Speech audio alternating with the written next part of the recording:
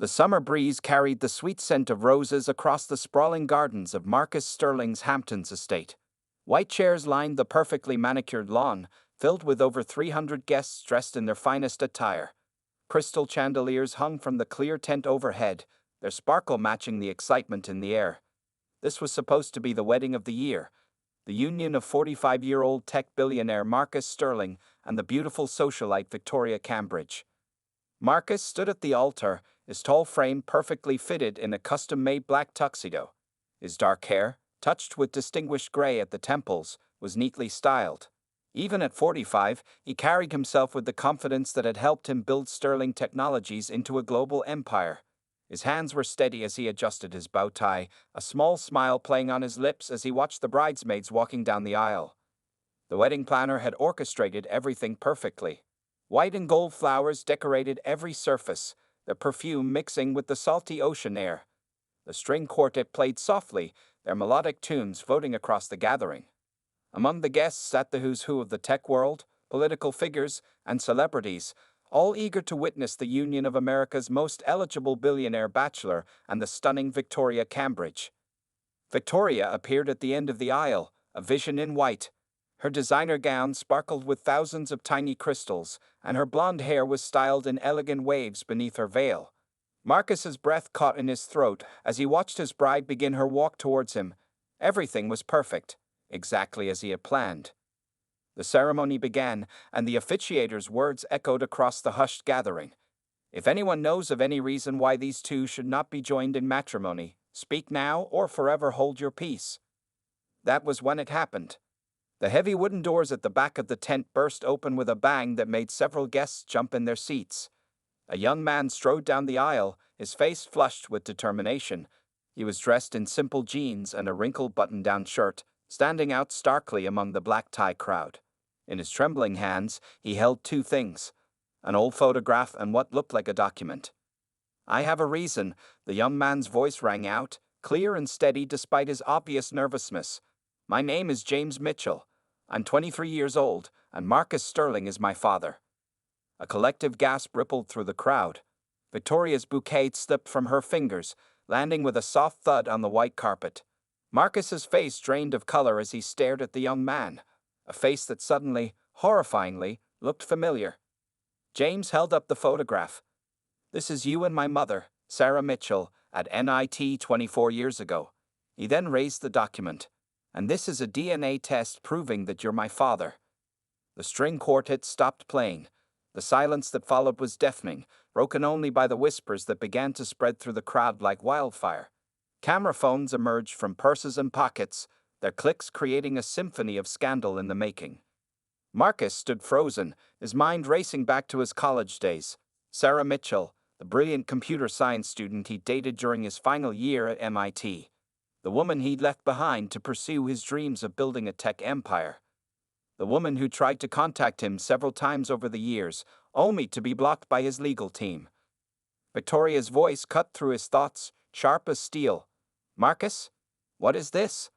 But Marcus couldn't answer. His eyes were fixed on James's face, seeing for the first time the features he should have recognized sooner: his own nose, his mother's eyes, the same determined set of the jaw that looked back at him from every magazine cover. The perfect day shattered like a mirror, each piece reflecting a different aspect of the chaos that erupted. Guests began to stand, phones recording every moment. Victoria's father, a prominent senator, rushed to his daughter's side. Security teams moved in, uncertain whether to remove James or protect him. And in the middle of it all, father and son locked eyes across the space that 23 years of secrets had created, both knowing that life as they knew it had changed forever. 3 days after the wedding disaster, Marcus sat alone in his home office, staring at an old shoebox he hadn't opened in 24 years. The mansion was quiet now. Victoria had moved out, taking her things and her engagement ring. The media circus camped outside his gates kept growing larger each day, but Marcus barely noticed any of it. With shaking hands, he lifted the lid of the box. The smell of old paper and forgotten memories hit him immediately. Inside lay the remnants of his college years at MIT, pieces of a life he'd packed away in his rush to become successful. His fingers found what he was looking for, a stack of photographs held together by a faded rubber band. The first photo made his heart stop, There she was, Sarah Mitchell, sitting cross-legged on a library desk, her dark curly hair falling over one shoulder as she laughed at something off-camera. She wore her favorite oversized MIT sweatshirt and round glasses that kept sliding down her nose. Marcus remembered taking this picture like it was yesterday. He and Sarah had been the perfect match back then. Both computer science majors, both brilliant, both dreaming of changing the world through technology. They would spend endless nights coding together in the computer lab, sharing cold pizza and warm coffee. Sarah had been the one to help him develop his first successful app, a simple program that would later become the foundation of Sterling Technologies. Another photo showed them at a college party, Sarah pointing at something on a laptop screen while Marcus looked at her with complete adoration. He remembered that night clearly. She had found a bug in their code that had been driving them crazy for weeks. Instead of going to sleep, they had stayed up until sunrise, fixing it together. Marcus's throat tightened as he reached the last photo. It was taken the day before everything fell apart. They were standing in front of the MIT main building, his arm around her waist, both smiling broadly. The next day, he would receive the call that would change everything, an investor interested in his app, offering more money than he'd ever dreamed of seeing. The memories flooded back, sharp and painful. The argument in their tiny apartment, Sarah begging him to wait, to finish school first. She had warned him that taking the money would change him, that running a company at 22 would consume his life.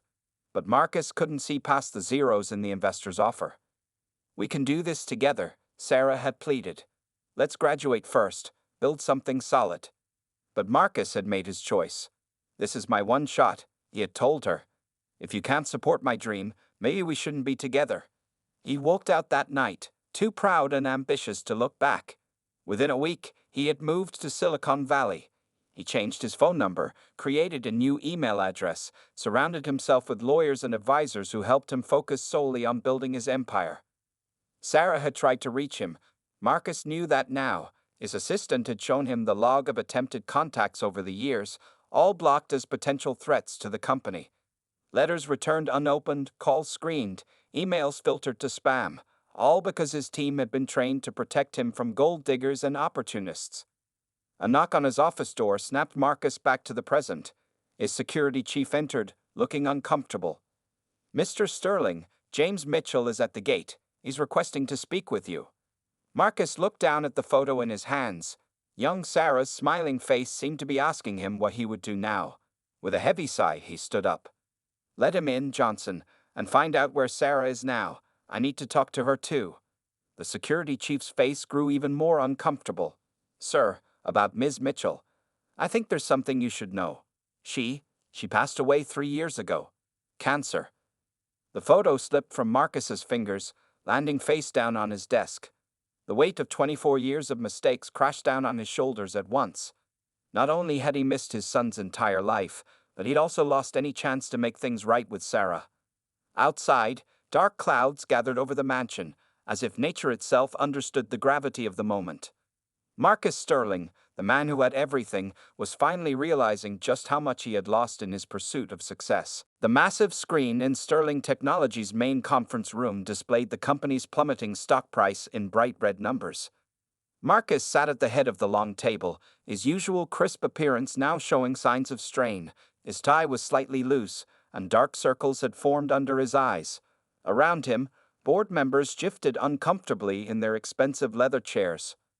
"Another 8% drop today," Richard Chen, the chief financial officer, announced grimly. "The media coverage isn't helping. Every news channel is running the wedding video. Social media is exploding with theories about other possible secret children." Marcus watched as another financial alert flashed across the screen.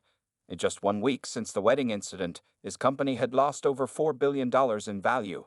His phone buzzed constantly with messages from Victoria's lawyers, reporters, and worried investors.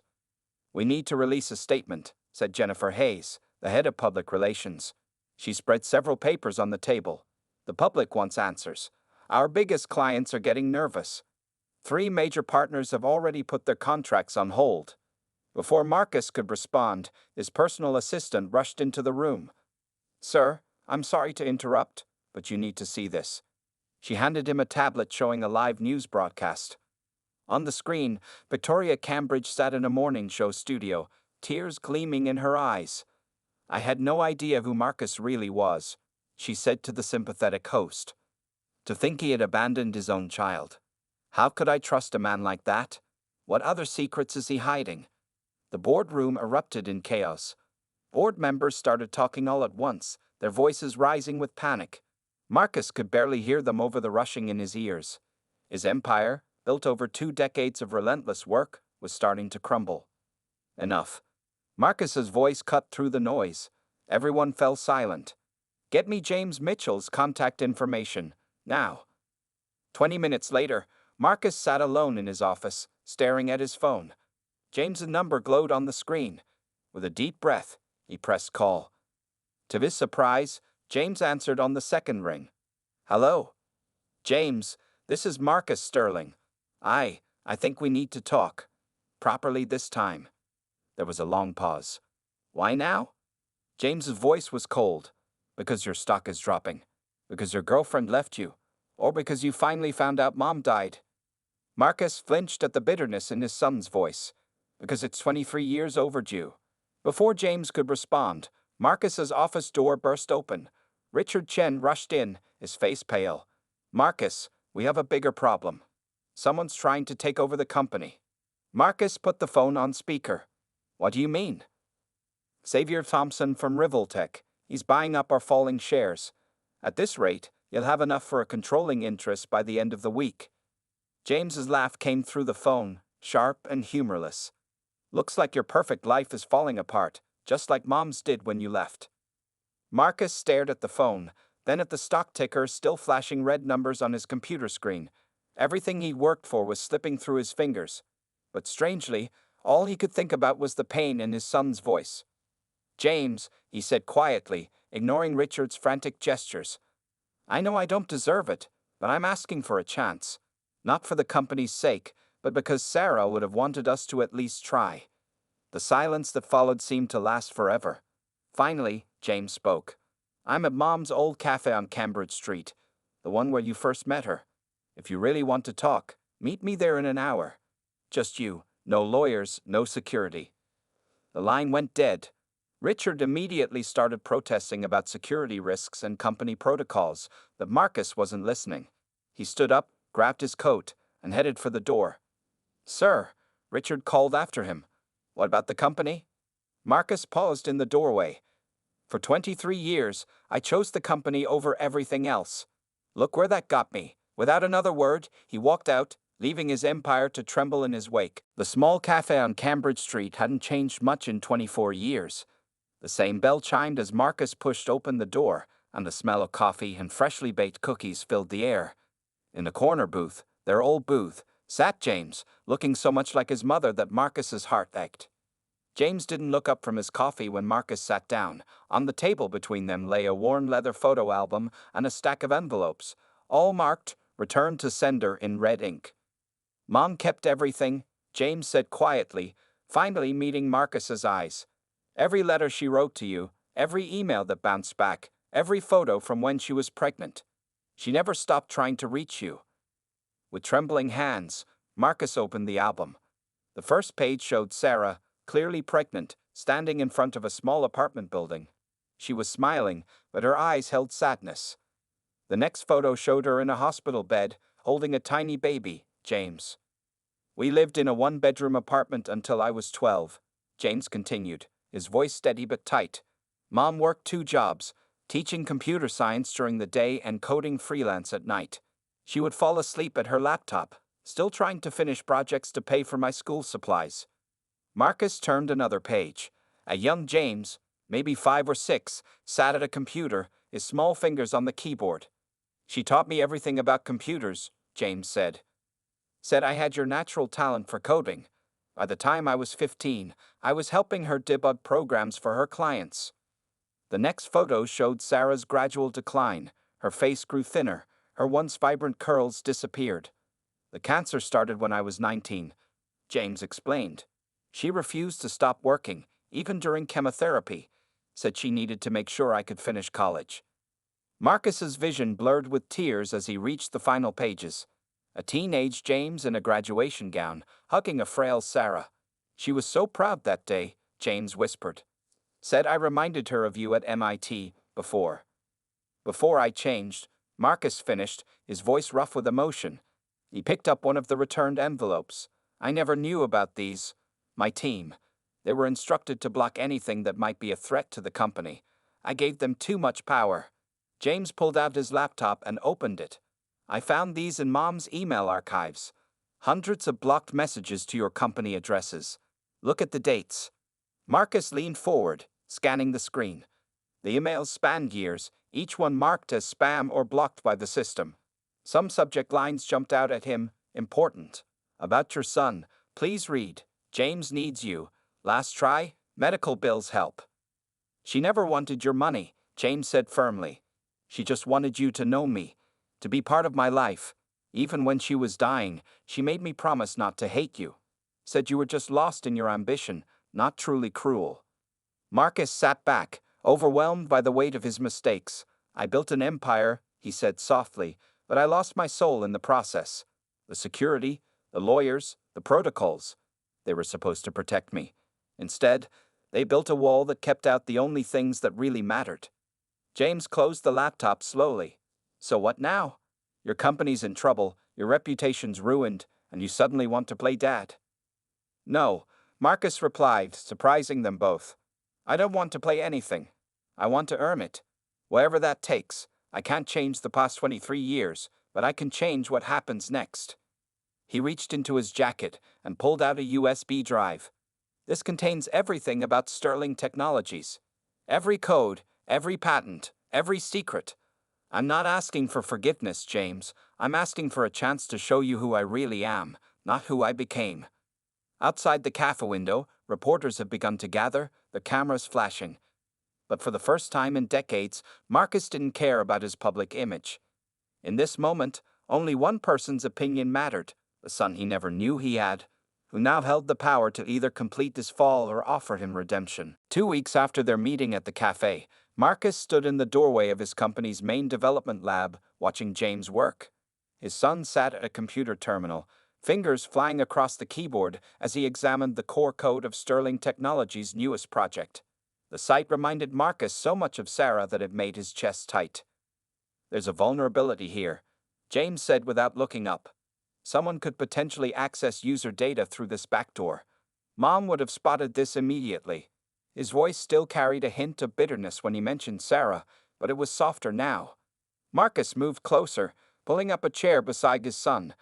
The familiar lines of code on the screen brought back memories of late nights at MIT when he and Sarah would debug programs together. Show me, he said quietly. For the next hour, father and son worked side by side, their shared genetic gift for programming creating a bridge where words had failed. James's approach to coding was remarkably similar to Sarah's, elegant, efficient, and focused on user safety above all else. You know, James said as they fixed the last line of code, Mom used to tell me stories about your college days. How you two would compete to see who could write the cleanest code. She said you always won. Marcus shook his head, a sad smile playing on his lips. She let me win. Sarah was always the better programmer. She just knew how important it was to my ego back then. The lab had emptied out hours ago, leaving them alone with the soft hum of computers. Through the wall-to-wall windows, they could see the San Francisco skyline glittering in the night. The company's stock was still down, and Xavier Thompson's takeover attempts were getting more aggressive, but in this moment, none of that seemed to matter. I found this in Mom's things, James said suddenly, pulling an old USB drive from his pocket. It's dated a month after you left for Silicon Valley. He plugged it into the computer, and a folder of files appeared on the screen. Marcus leaned forward, his eyes widening as he recognized the code. This is the original version of Sterling Safe, the security protocol that made our company famous.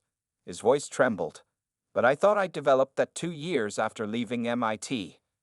James opened one of the files. You did, but Mom created this version first. Look at the timestamp.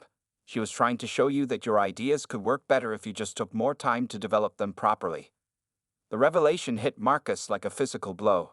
Sterling Safe had been his breakthrough product, the one that had turned his company into a tech giant. All this time, Sarah had been trying to help him succeed, even after he'd walked away. She never stopped believing in you, James said softly, even when you stopped believing in everything except money and success. Marcus stood up abruptly, walking to the window. His reflection stared back at him, showing a man he barely recognized anymore. I want to make it right, he said finally. Not just with you, but with her memory too. James joined him at the window.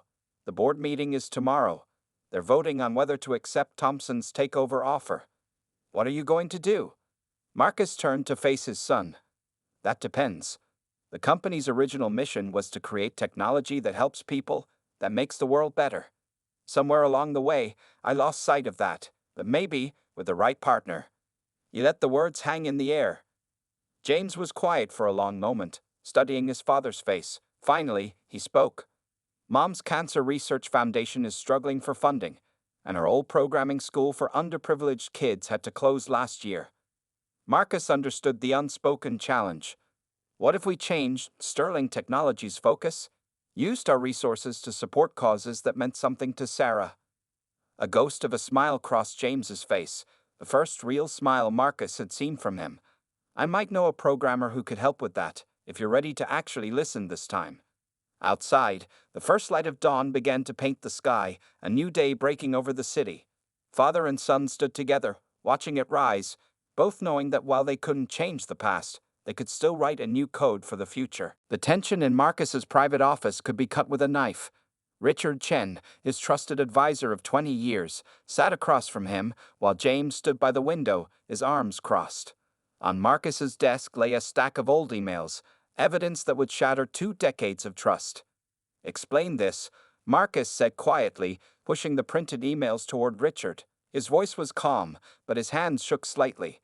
Explain why you kept my son from me for 23 years. Richard adjusted his glasses nervously, his usual confident demeanor cracking. Marcus, you have to understand. The company was just taking off. We were about to go public. Any scandal, any hint of a secret child. So you buried every message from Sarah? James interrupted, his voice sharp.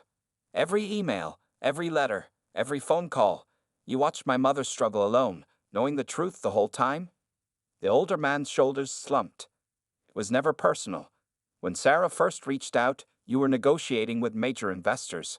Millions of dollars were at stake. I did what I thought was best for the company.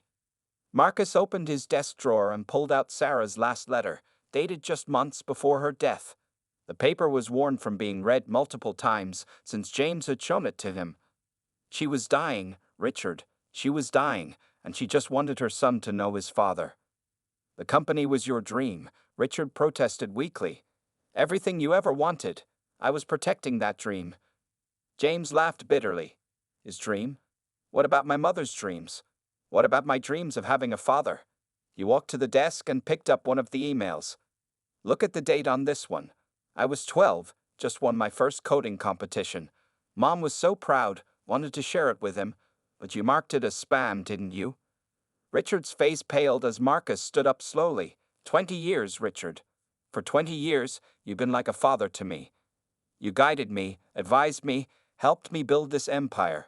You walked to the window, standing beside his son, but you robbed me of the chance to be a father myself. I kept every threat away, Richard said desperately. Every gold digger, every scandal, every person who might have taken advantage of you. The company needed you focused, dedicated. Dedicated? Marcus turned sharply. I lost my soul being dedicated. I lost the love of my life and my child because I was too focused on success. He pressed a button on his desk phone. Security, please come to my office. Richard stood up, panic crossing his face. Marcus, please. Everything I did was for you, for the company. We can fix this. No, Richard. Marcus's voice was firm. We can't fix the past 23 years. We can't give Sarah back her life.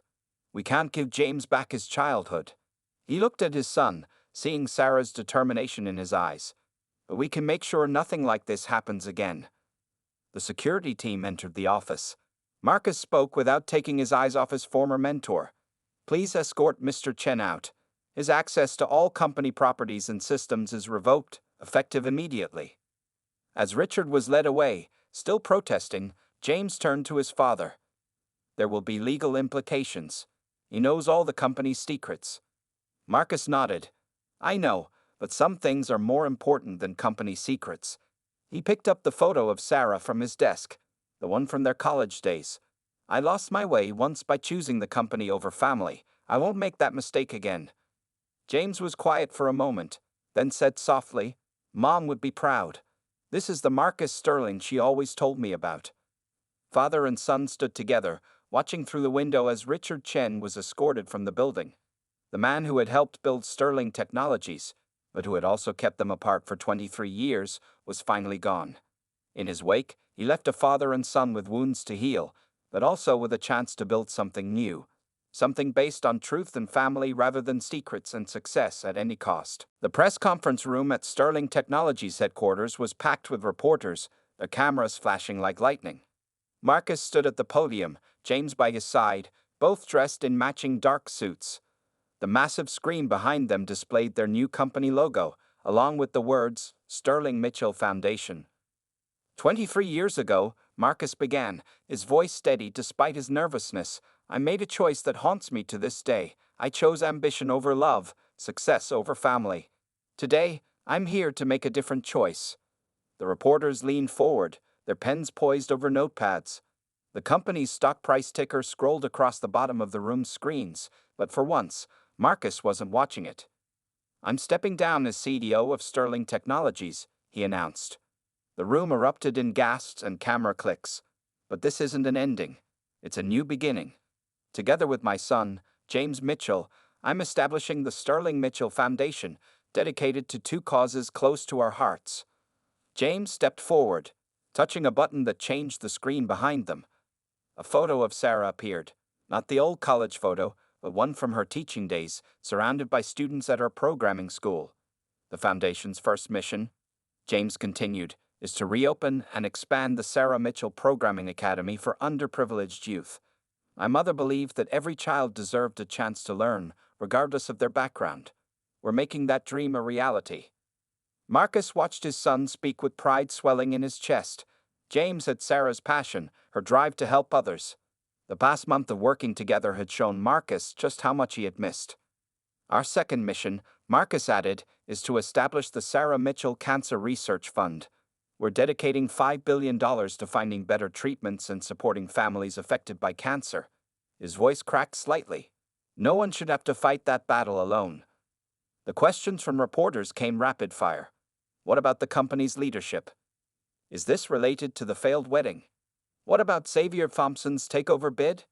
Marcus raised his hand for silence. Sterling Technologies will continue under new leadership, with both James and myself on the board. But our focus now is on using our resources for meaningful change. Success isn't measured by stock prices, it's measured by the lives we touch. After the press conference, father and son stood in Sarah's old classroom at the Programming Academy. The room had been dusty and abandoned just weeks ago.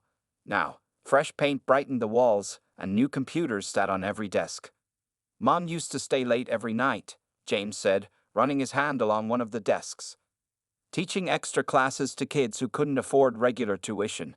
She packed them dinner from her own kitchen. Marcus nodded, picturing Sarah's dedication. The foundation will provide free education, meals, and even job placement assistance. No child will be turned away. And the Cancer Research Fund? James asked. That's a lot of money, even for you. It's worth every penny, Marcus replied. If we can help even one family avoid what you and Sarah went through. He trailed off, emotion thick in his voice. A knock at the door interrupted them. Victoria stood there, looking uncertain. I saw the press conference, she said softly. What you're doing? It's incredible. Marcus smiled gently. I'm becoming the man I should have been all along, the man Sarah always believed I could be. Victoria stepped forward, holding out a small box. Inside was her engagement ring. Maybe we could start over. Now that you found yourself again? Marcus looked at the ring, then at his son. James gave a small nod, understanding in his eyes. But Marcus shook his head, gently closing the box. Thank you, Victoria, but no, I have a lot of lost time to make up for. Right now, being a father is the only role I want to focus on. As Victoria left, James turned to his father with tears in his eyes. Mom always said you had a good heart. She said someday you'd remember that success isn't about what you have, but about what you give. Outside, the sun set over the city, casting a golden glow through the classroom windows. Father and son stood together, surrounded by the legacy of a woman who had never stopped believing in love's power to change hearts, even from beyond the grave. 1 year later, the Sarah Mitchell Programming Academy buzzed with activity. Children's laughter echoed through the halls as students rushed between classes, their laptops tucked under their arms. Marcus stood in the doorway of the main computer lab, watching James teach an advanced coding class to a group of eager teenagers. "Remember what my mom always said," James told his students, his eyes bright with enthusiasm. "Code isn't just about making computers work, it's about making lives better." He caught sight of his father and smiled, a gesture that still made Marcus's heart warm.